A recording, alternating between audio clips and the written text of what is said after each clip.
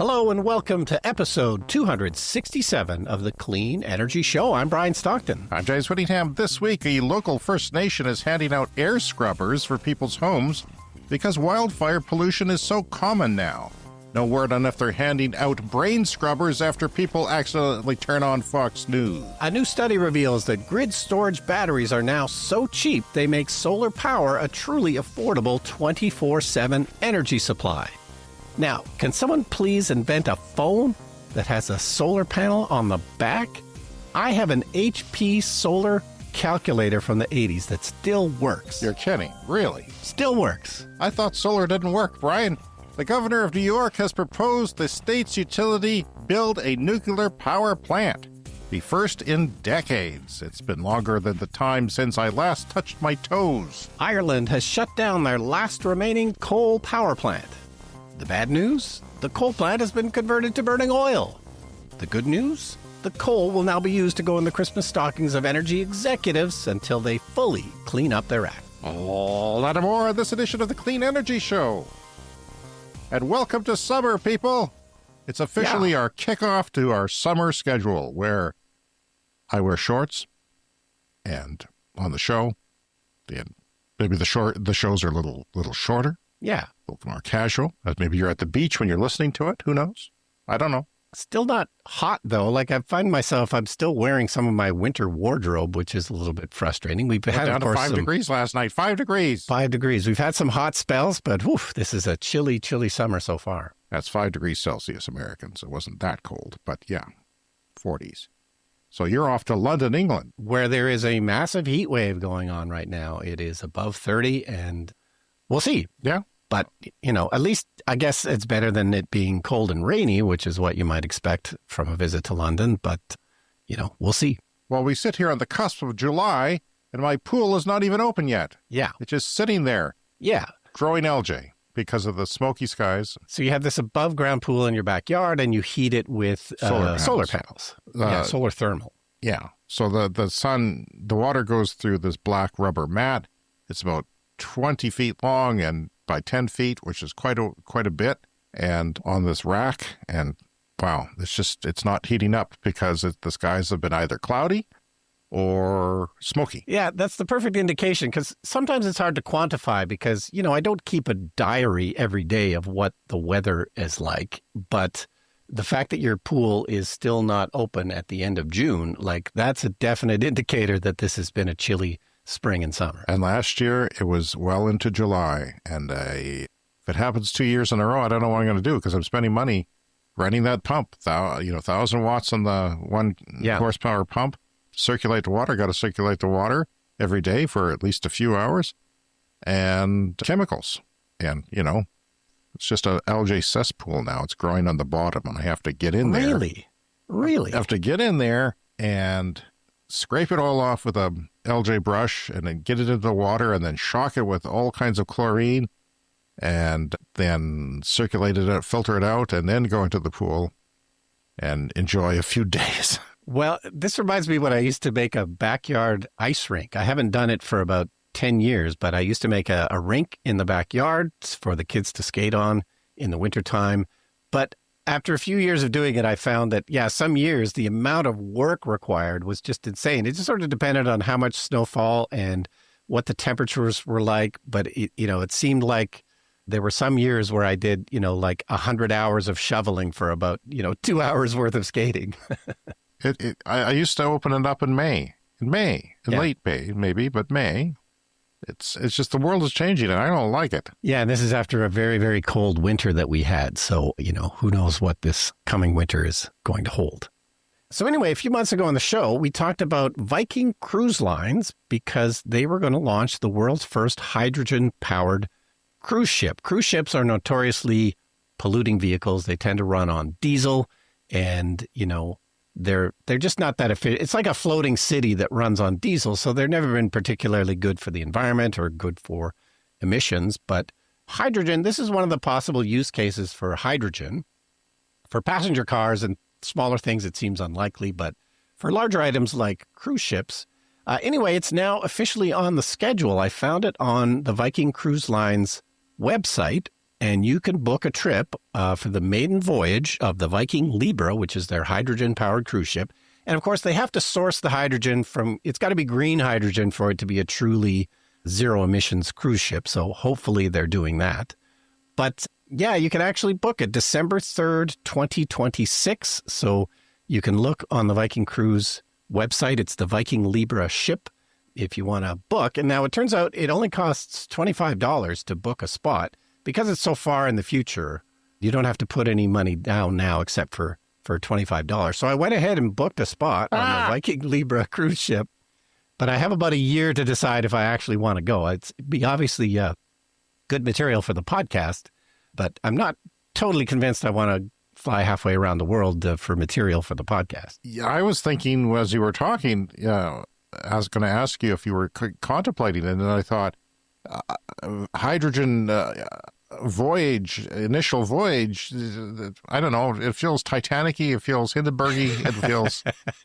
Yeah. But again, good content for the podcast. Good content. I mean, especially if it goes down, I guess. But yeah, it's a modest-sized cruise, and I've never been on a cruise before, so I wouldn't really have anything to compare it to, but it's Athens to Athens is the cruise. So it's mostly around Greece. There's one stop in Turkey, and then the rest are at ports in Greece. So it's not a super long voyage, but they probably wanted to start with something easy as the maiden voyage. You know, we should have a clean energy show voyage. You know how some organizations get everybody together to go on a cruise? On a cruise ship, yeah. We should all go on the cruise. Our listeners should all join us.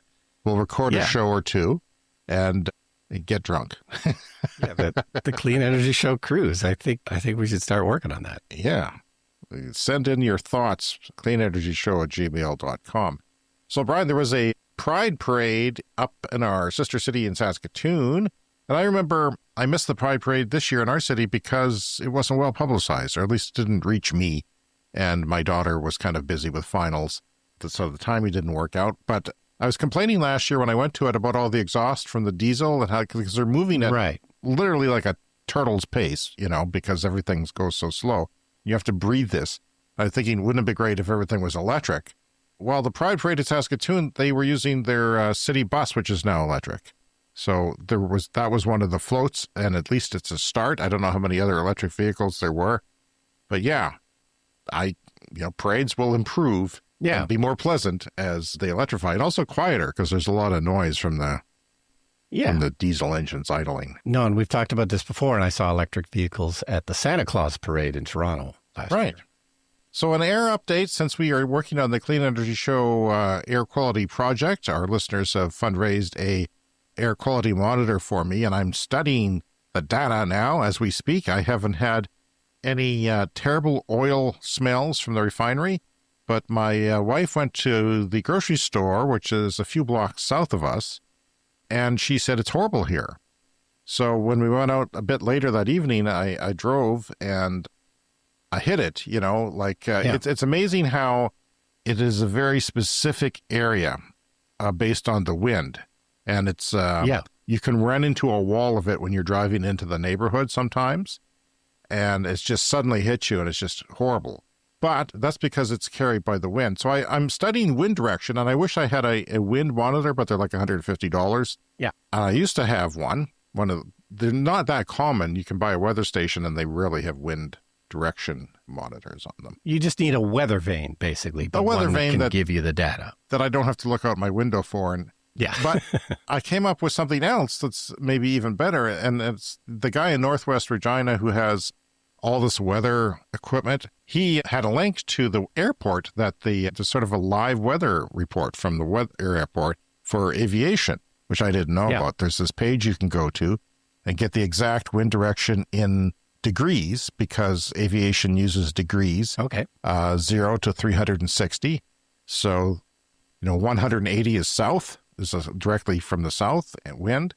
So I've determined through Google Earth that the refinery is between 100 degrees upwind from me. A wind from them would be 100 degrees to 115 degrees. Because it's so close, there's a wide variation in degrees. So now when I do smell it, I can see what the exact direction is and get data like that.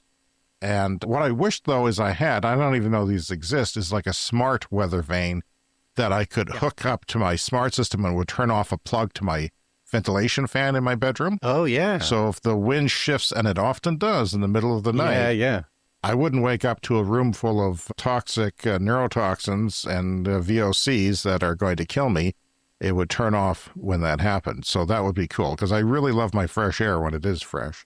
I haven't noticed too much from the steel plant north of my city yet, but, this is early days, and it's going to go on for a while. There's lots of wildfire smoke in the area. I'm getting alerts now from my app that tell me when the air quality improves or goes down. So it's just a quiet alert. I'm not constantly getting annoyed, but I can see where it changes. And then I go and I look at the weather and see the wind. The wind direction, I can't say a southeast wind blows in pollution from the refinery. I can't say a south-southeast wind. It has to be very specific. It's kind of in between those two. And that's why this degree thing is kind of interesting to me anyway. So my son, you know how he has that old Honda Civic? Well, it finally died. It's it's getting towed away today. Oh, no. He's going to be very emotional about it because it was his first car, and he was really, really this is his happy place, is exploring, even if it's, not that far away, but he's had a great time with his car. He's had it for 4 years exactly. And, it considering he drove that thing on highways all the time to explore, it's done him well, because we paid very little from it off of a friend, and he's put relatively little into it, although unfortunately he had to put money into it recently and they just didn't fix it. So he overheated on the Lionsgate Bridge in Vancouver and broke down, which was his worst nightmare. And I guess the bridge employees came out and put up a pylon and closed the lane. And he had a friend from his university town come in and staying with him. And so it was a big panic. He phoned me in a panic again. But I think this might be the last time, Brian. I think those calls are over. Like the last time he phoned me on Father's Day, he panicked. He was pretended that he had an emergency, because I'm so used to it that it's like a Pavlovian response. When I hear his ringtone, I think, oh, God, no, what now? But he got off that bridge before he called me. He poured some fluid in and got off, and then it just won't fix itself. The head gaskets are blown, and the liquid fix for it is not taking on a permanent basis, so Electrek is towing it away. But, all these things that were wrong with his car were combustion engine things, they weren't... I know things can go wrong with electric cars. Yeah. But there's only like 3 things that can go wrong with an electric car. Yeah. Generally speaking. And people panic and think, well, the battery goes, that's thousands of dollars. But the batteries, usually the ones that are on the road now, at least, are made up of modules. So you replace the modules that are bad, not the whole battery, and they necessarily. Typically have an 8-year warranty. Yeah. And that's great for most people to... By the way, once they make it through 8 years, it's pretty clear sailing, I would say, for a lot of people. I'm still driving, knock on wood, my 2013 Nissan Leaf. Okay, from Electrek, a new report from global energy think tank Ember says batteries have officially hit the price point that lets solar power deliver affordable electricity almost every hour of the year in the sunniest parts of the world. So this is great news. This is about the cost of solar plus batteries getting low enough. The cost of batteries has really come down. Now, I've never been all that focused necessarily on the cost. Like, to me, solar, wind, and batteries, it's the best solution. So you should probably use it, even if it is not the cheapest thing. But this shows that it is definitely the cheapest thing in currently the sunniest parts of the world. And, gets better every year as the prices drop. So the study looked at hourly data from 12 cities and found that in sunny places like Las Vegas, you could pair 6 gigawatts of solar with 17 gigawatt hours of batteries, and then you get a 1 gigawatt of power nearly 24/7. It's sort of like 99% of the time.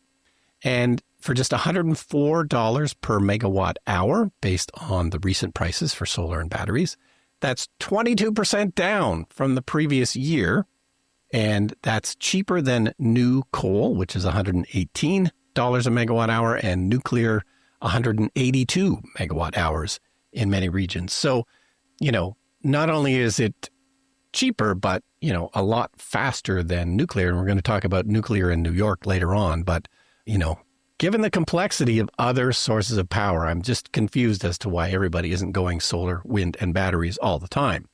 Yeah. And especially like the cities, some of the cities on there surprised me that did so well. Like, I think even the UK did fairly well on that. Yeah. So, in a place like Las Vegas, you get that power for 99% of the hours in a year. But Birmingham in the UK, which of course is going to be a lot cloudier, less sunny, 62%. So that same kind of setup gives you power for 62% of the time, which is not bad in a cloudy place. And of course, you can just add more batteries if you want. This is what's referred to as baseload. And it's the thing around here that we say we need baseload and solar's not baseload. Well, dummies. Yeah. There's something called batteries that expand that solar throughout many hours of the day, and depending where you are. We're talking about keeping it under a certain price. This is possible almost anywhere short of the poles, right? Yeah. Where there's sometimes hardly any sunlight at all for part of the year. So as long as you have sunlight, it is theoretically possible to just build lots of solar panels and lots of batteries, but then it becomes very expensive to cover those cold, dark days of the year where it's less advantageous. But this is talking about keeping it at that certain price point, which is what? It's $118 per megawatt hour, something like that? It's 104. 104. So nuclear is 182 in many regions, as you said. The hope, of course, is that we'll just start building nuclear all over the place and it'll come down in price, which we're kind of skeptical about. And of course, there's the issue of time. Yeah. I'm not against nuclear and I'm not against reviving old plants, but I think it's a mistake. And I especially get really worried here in Canada where our province and especially Ontario, which is definitely going ahead with this, is doing small modular, which is unproven at this point as far as cost is concerned. And one of the problems with nuclear is that there's overruns and unpredictable things because we haven't built very much of it in the Western world for many decades. Yeah. So in 2024, the cost of batteries dropped 40% in just 1 year. So that meant that the storage costs were down by 22%. It doesn't mean your whole storage solution is going to be down by 40%. So they say 22%. But, hopefully these price drops continue and this just gets more attractive. Well, that's another thing that frustrates me because people just don't realize these are not prices today. The prices will continue to go down. Now, they're hoping the same for nuclear, but that's not proven yet. I mean, you have to go gangbusters on nuclear. You have to use the same reactors. You have to train the people. And this takes decades. It can take a decade to build, to go from decision to building a nuclear plant, by the time you get local approval and regulations and all the red tape involved, and then you start building it, and then there's cost overruns because you haven't built one before, hardly. We'll see what happens in Georgia if they improve on their costs, but it's sketchy when you're spending that much money, Brian. Yeah, and we're going to talk about New York later on, but, imagine how much battery prices are going to drop by the time that plant opens in New York. I mean, battery prices are already low, and they're just getting lower. So we've been talking a lot about air quality on the show lately because we've been breathing it. And even our listener in Switzerland had to breathe our stinky, smoky air when he went on a hike a couple of weeks ago. Well, when we received our award recognition, we met a person from the Lac La Ronge Indian Band about 5-6 hours north of here. North, but not that north, kind of in the middle if you're looking at it on the map. But it's about as north as you can go if you're a regular person here and you want a highway to get there. About as far north as the regular roads go here in our province. They're suffering from wildfire smoke now, too. In fact, they've been suffering in it from a lot. So Tammy Cook-Searson, chief of the Lac La Ronge Indian Band, said people living in the north deal with wildfire smoke every summer now. And after wildfires in 2015 choked the province with smoke, she said the Indian Band invested in air scrubbers, which was a surprise to me. This is from CBC Saskatchewan, to help purify indoor air. Now, I've got an air purifier here that I paid a couple $100 for on a special clearance summer sale. Yeah. They're usually $300 or $400 for one because it has an air quality monitor in it. And I just got my new filters for it from Temu. I haven't opened it yet, but we'll see if they're legitimate or not. But yeah, and I noticed that the charcoal actually is for odors, but it's also for VOCs, and that's important for me if that VOCs from industry gets in my window, and I want that taken care of with those charcoal filters, but you have to change them more often. So, yeah, they've said enough. You know, they have to get people into facilities with clean air, and when this happens, because they can't stay in their homes because the air is so bad, or they have to evacuate. Yeah. And now they're saying, hey, well, let's buy these air scrubbers to help purify the air. This is different, though, than the air purifiers that I have. These are more serious equipment here that can cost $1,000, $1,500 or more, from what I could see, because there's a picture of one, and I did a Google search on the picture and found the webpage for selling them and how much they are and the different models there are. The scrubbers are installed at the Indian Band's 6 separate communities to provide fresh air shelters for residents who need to escape the smoked air, and they find them to be very effective, but they're also giving them out to people now. They're using the Predator 750 portable air scrubber with HEPA filter device manufactured by Abatement Technologies. One of them I found that was exactly like this was $1,100 US, which means it's probably $1,600, $1,700 Canadian on Amazon. But they're not easy to find for some reason. Maybe they're out of stock. But it is designed for restoring indoor air quality in various settings, including asbestos abatement, lead or mold decontamination, and general dust suppression. It features a unique double-wall polymer cabinet and designed for durability and exceptional airflow with a peak flow airflow of up to 750 cubic feet per minute. Sounds like an ad reader. Are we getting sponsored? We should be. We should be having these. We should take them on our cruise and give them out to people as prizes. It is a portable. I'm sorry. I'm amused by the whole idea of the Clean Energy Show cruise, going on a hydrogen cruise and then us all dying. It is a portable and lightweight unit, weighed 35 pounds with the filters, and it uses user-friendly controls. This air scrubber uses 3-step filtration. And last summer, Brian, a mother in Canada, lost her son to wildfire smoke-induced asthma. Or maybe it was a couple of summers ago. I remember this story vividly. We talked about it on the show. It was a situation in the interior of BC where the smoke was very bad. Her son had asthma, and they could not save him. And she started a charity in his name where it gives air quality monitors that Amazon builds. They sort of build their own brand name air quality. Or no, IKEA. IKEA does this. IKEA has their own air quality monitors. They're relatively inexpensive, like $100 or so, relatively speaking. And she's been giving those out to families and holding seminars on how to build air purifiers with box fans and HEPA air filters. So they're basically furnace filters that are of the appropriate size for a big box fan, like a square 25 by 25 shape that you can go to your store and buy, as long as it has good HEPA air filtration in it.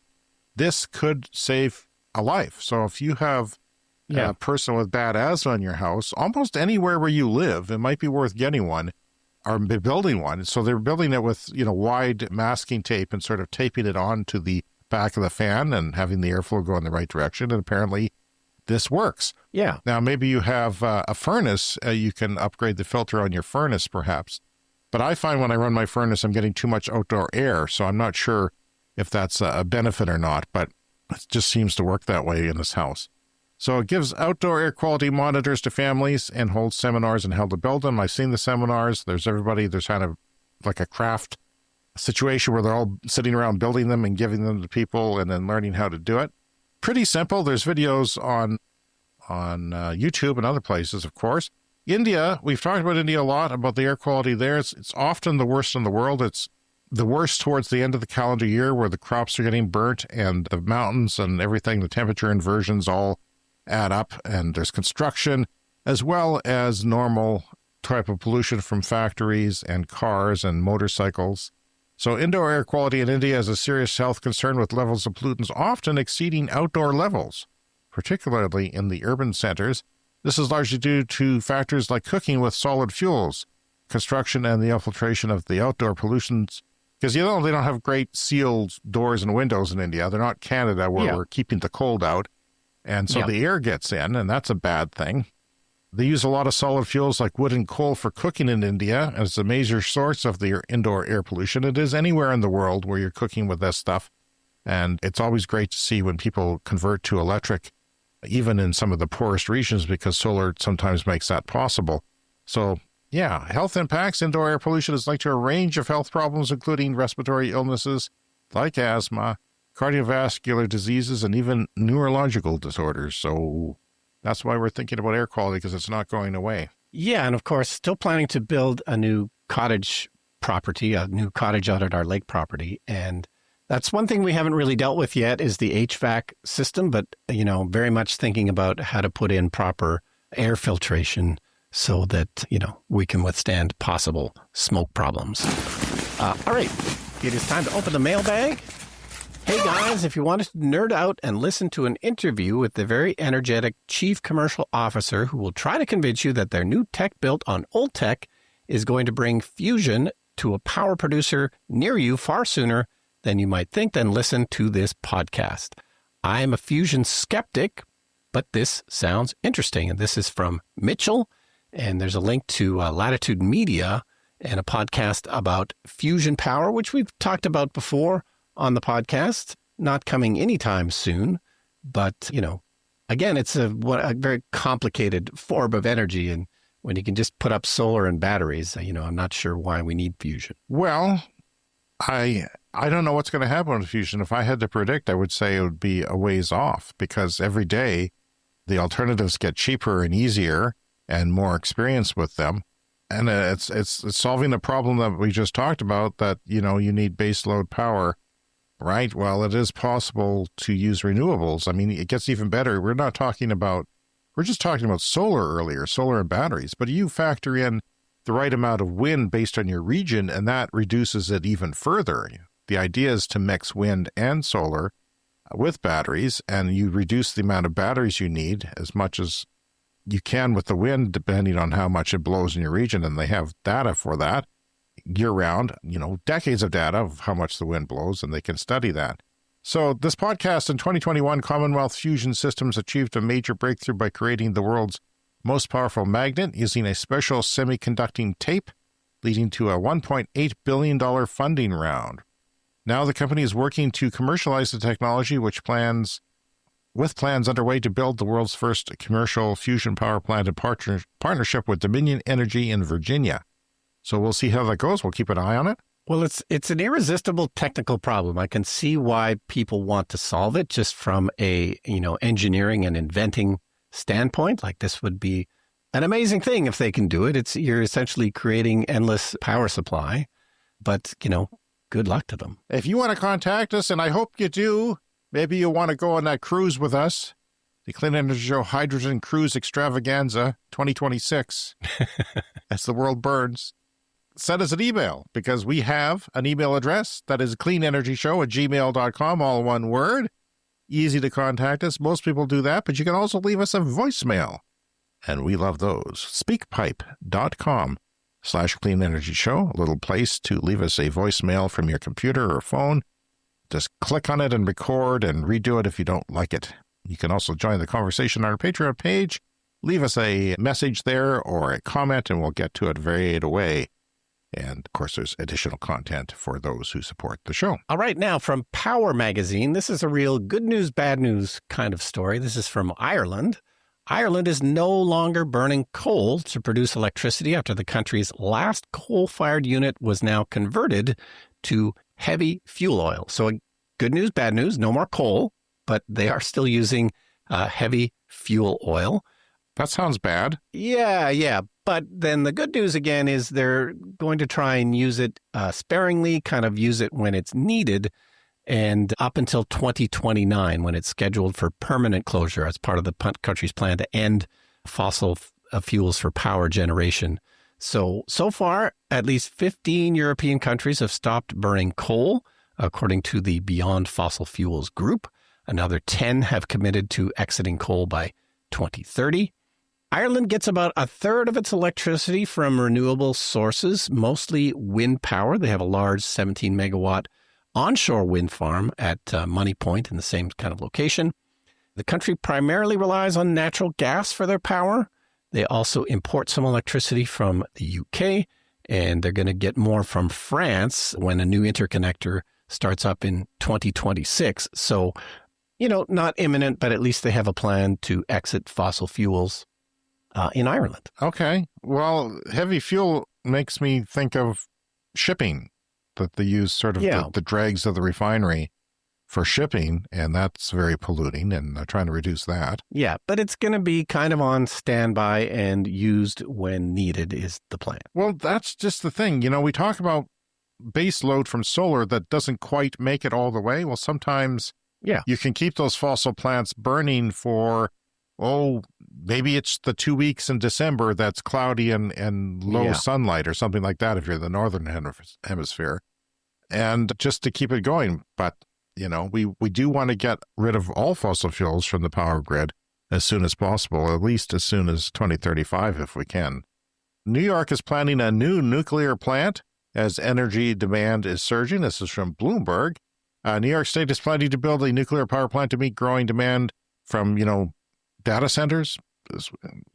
Really from everything. All the rage, data centers, more so than EV charging, I would say, and other things.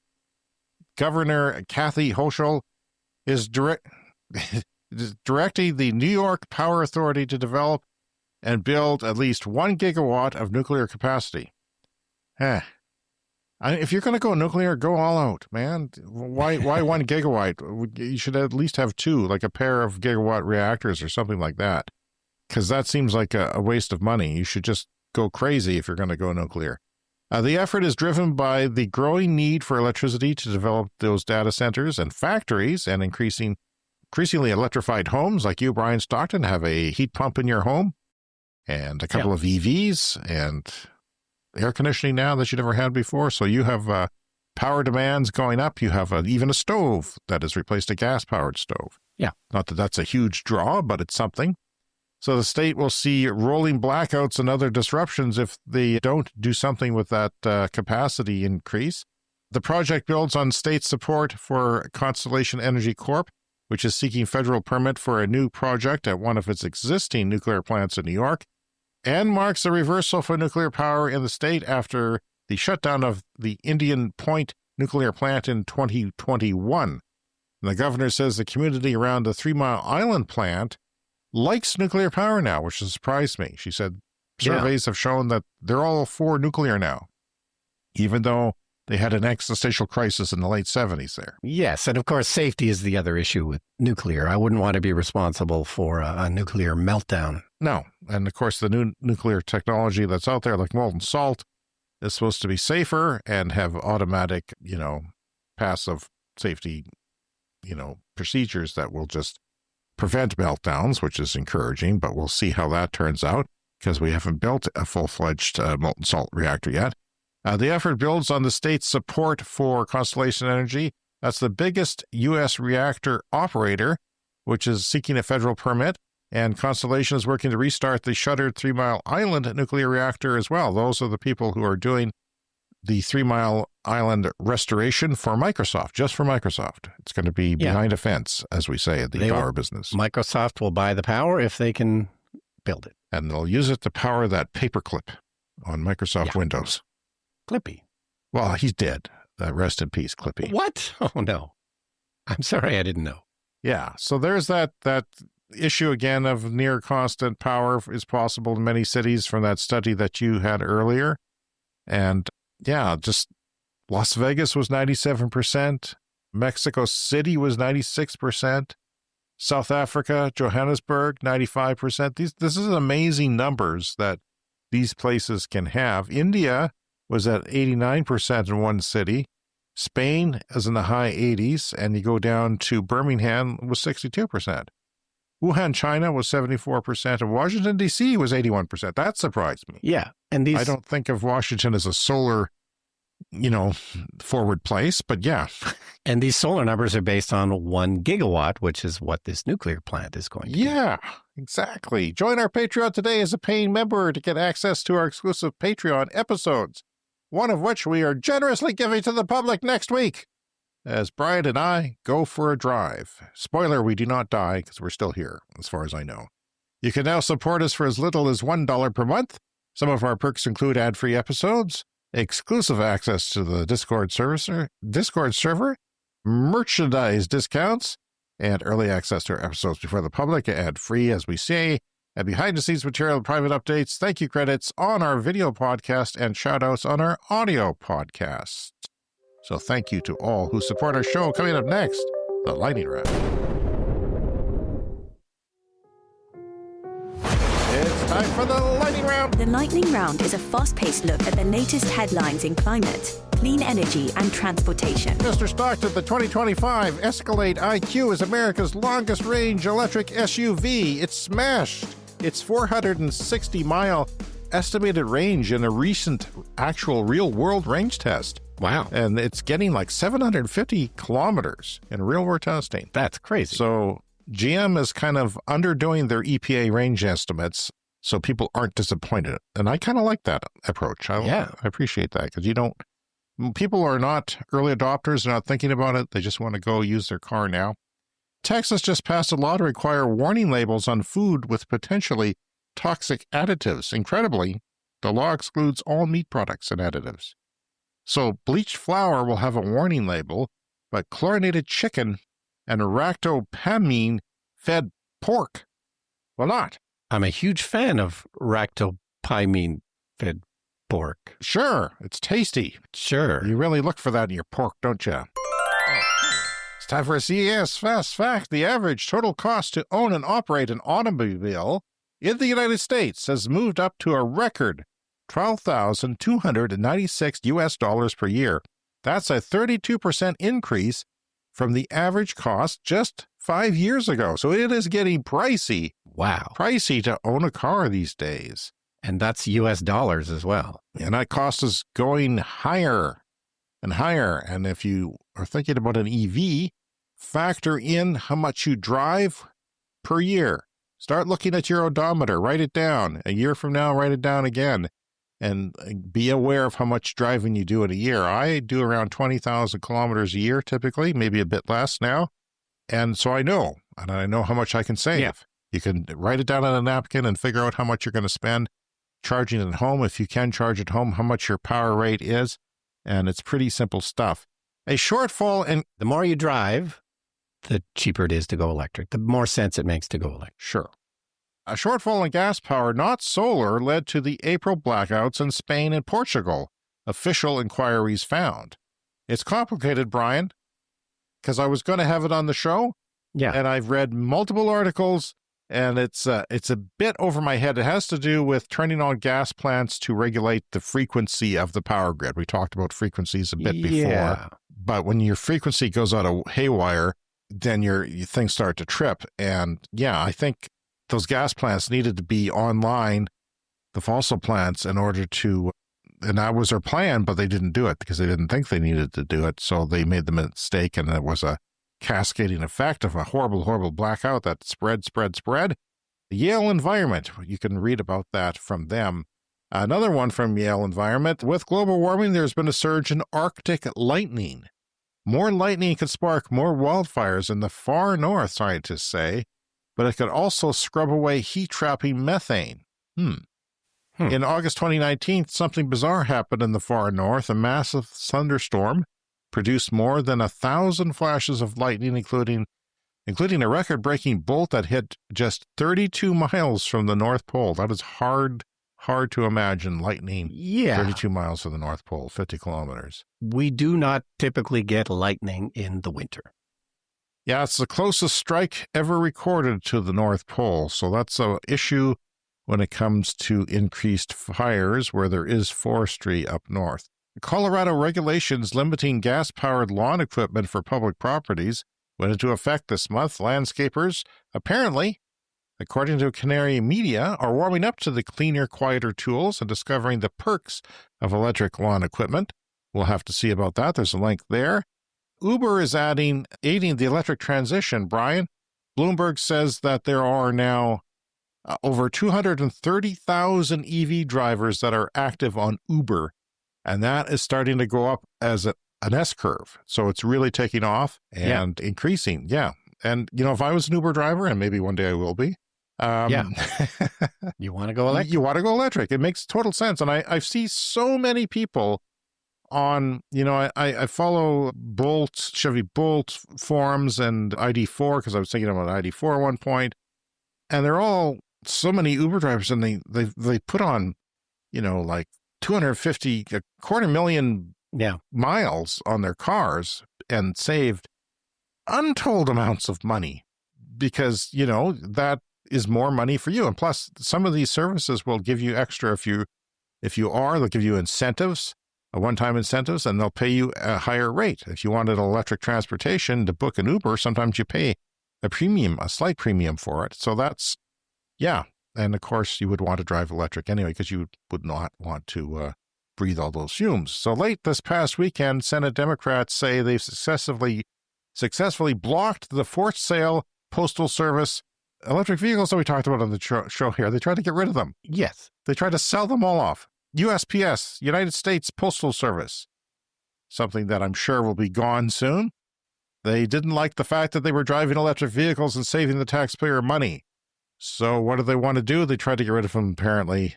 Yeah. Even the chargers, they were going to rip up the parking lots. And this is a story that's been going on for many years now. They've needed to upgrade their fleet for the U.S. Postal Service. So it's been a very long and bumpy process. But, so far the electric postal vehicles, I guess, are going ahead. And I've also seen on those same forums that people use them as contracted Postal Service employees in rural settings. So they go around and you have to pay for your own gas while you make more money.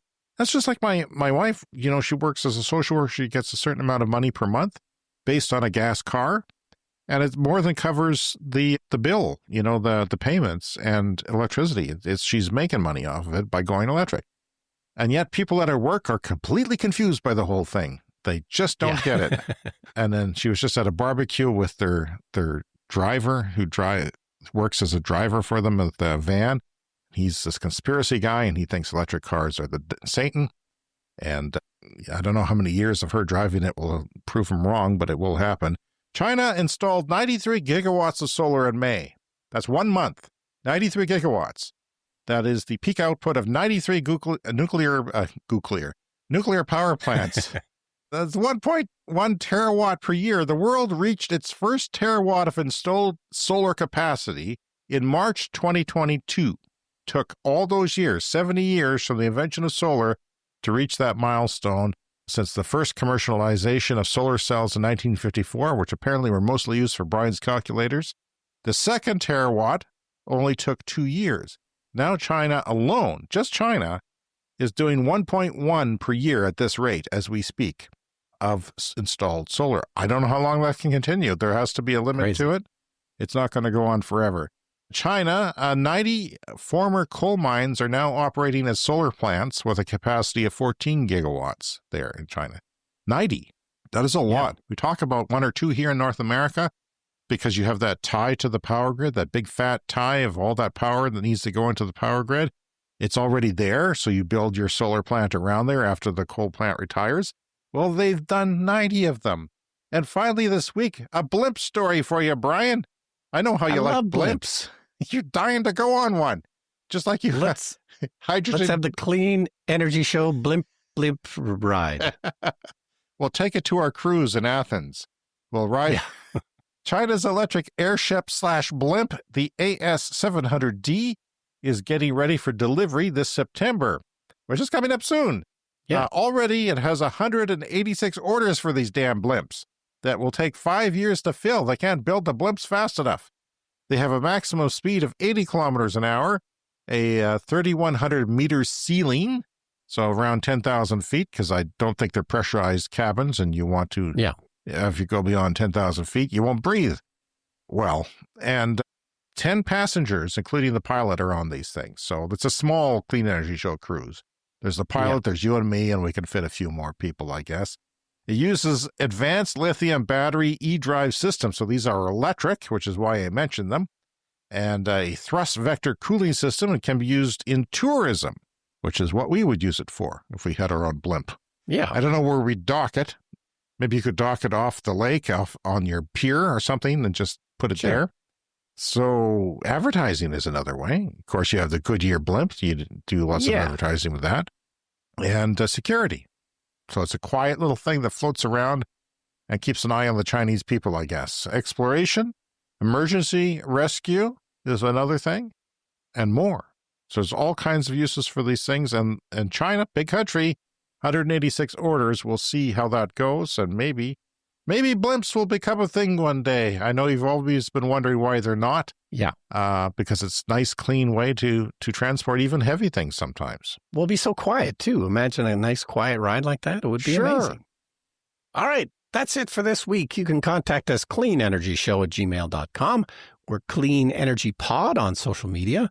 You can find us at patreon.com/cleanenergypod. And we have a merch store that's linked in the show notes.